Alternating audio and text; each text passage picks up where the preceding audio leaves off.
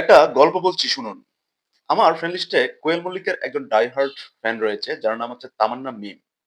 এই মেয়েটাকে আমি দীর্ঘ বছর যাবতই চিনি। এই মেয়েটা কোয়েল মল্লিকের এত বড় ফ্যান যে এই মেয়েটার ফেসবুকে তার সারাটা দিন তার কোয়েল মল্লিককে নিয়েই কাটে।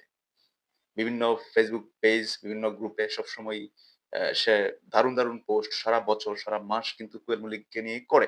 বিশেষ করে সে জিকু জুটিটার খুব বড় ভক্ত। যারা জিত ফ্যান্স আছেন অনেকেই এই মেয়েটাকে চিনবেন। রিসেন্ট কিছুদিন যাবৎ এই মেয়েটা মানে কয়েক মাস যাবৎ এই মেয়েটা বেশি একটা অ্যাক্টিভ থাকে না এবং কোয়েল মল্লিকের পোস্ট তার আইডি থেকে এবং আগে যেসব গ্রুপগুলোতে পোস্ট করত, সেসব গ্রুপেও তার পোস্ট তেমন আমরা দেখি না। তো একটা পর্যায়ে আমি তাকে প্রশ্ন করলাম, আ মেসেজ করলাম যে, "তুমি এখন আগের মতো পোস্ট করো না কেন?" উত্তরটা সে খুব দুঃখ ভরা আ কণ্ঠ নিয়েই কিন্তু সে দিয়েছিল যে, "ভাইয়া দেখুন বিষয়টা হচ্ছে দিদিকে আমরা অনেকে পছন্দ করি। দিদিকে খুব ভালোবাসি। কিন্তু দিদি হঠাৎ করে রাজনীতির সাথে জড়িত হওয়ার পরে অনেক কোয়েল ফ্যান্সরা এটা নিয়ে খুব মর্মাহত। তারা খুবই আঘাত পেয়েছে যে কোয়েলদি আ রাজনীতি করুক সেটা তার ফ্যানরাই চায় না। এজন্য মনটা খারাপ এবং অনেকেই কোয়েলদির রাজনীতিতে যাওয়া নিয়ে অনেকেই ট্রল করছে। যার ফলে আমার খুবই খারাপ লাগে বিষয়গুলো দেখতে। এজন্য আমি অ্যা খুবই অ্যাক্টিভ থাকি না, আগের মতো পোস্ট করি না। তো বিষয়টা জানার পরে আমারও খুব খারাপ লেগেছে এবং আমি তাকে সান্ত্বনা দিয়েছি যে, "এরকম ব্যাপার না। ঠিক হয়ে যাবে সবকিছু।" তো উপরওয়ালার কি কেরামতি দেখেন। কয়েক মাস যেতে না যেতেই কোয়েল মল্লিকের যে ভরাডুবি শুরু হলো অর্থাৎ টিএমসির ভরাডুবি শুরু হয়ে গেল। এই যে মানুষগুলো তাকে পছন্দ করে, কোয়েল মল্লিক একজন আ খুবই, খুবই দারুণ একজন অভিনেত্রী। তাকে সকলেই পছন্দ করে। কোয়েল মল্লিক একমাত্র অভিনেত্রী যে টলিউড ইন্ডাস্ট্রির একমাত্র লেডি সুপারস্টার। তার পার্সোনালিটি, তিনি যেভাবে নিজেকে মেইনটেইন করেছে, তার অভিনয় দক্ষতা, তার মার্জিত স্বভাব এবং তিনি সবসময় খোলামেলা থাকেন না এবং তিনি যেভাবে বেছে সিনেমা করেন, আ তার তাকে নিয়ে তেমন গসিপ নেই কিন্তু ইন্ডাস্ট্রিতে। এই মেয়েটাকে কিন্তু সকলেই ভালোবাসে। এই কোয়েল মল্লিককে দেব ফ্যানরা ভালোবাসে, বুম্বা ফ্যান্সরাও ভালোবাসে। এই কোয়েল মল্লিককে জিত ফ্যান্সরাও ভালোবাসে। সকলেই তার কাছে ভালোবাসার একজন আ সকলের কাছেই সে ভালোবাসার একজন পাত্রী।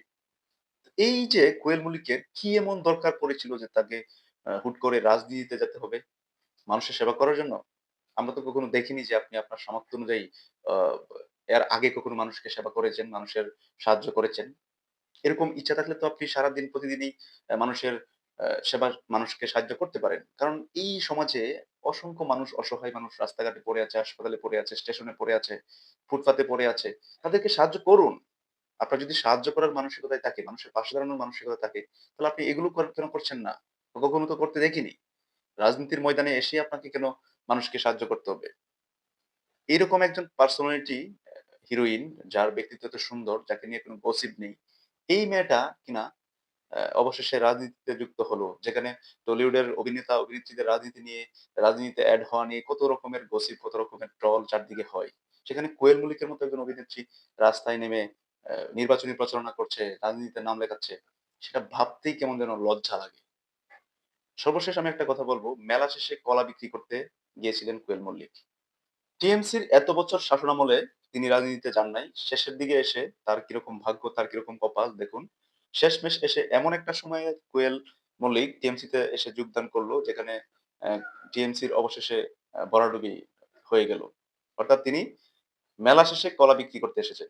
আশা করি নিজেকে শুধরাবেন এবং ফ্যান্সদের কাছে ক্ষমা চাইবেন। ক্ষমা চেয়ে আবার নতুন করে সিনেমা শুরু করবেন। বেছে আগের মতো ভালো রূপে সিনেমা করবেন। নিজেকে আর রাজনীতিতে জড়াবেন না। এই ব্যাপারটা আমরা সকলেই প্রত্যাশা করি।